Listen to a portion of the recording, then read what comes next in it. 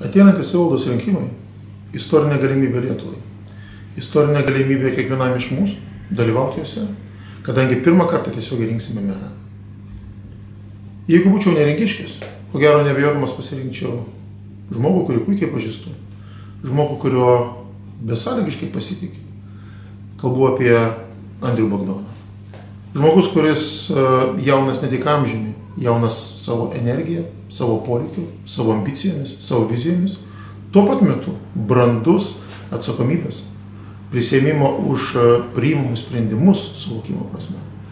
Todėl visų pirma kviečiu visus nerengiškius, kaip ir visus Lietuvos piliečius, būti aktyviais Lietuvos istorijos kūrėjais, tapti aktyviais to naujo istorijos puslapio dalyviais.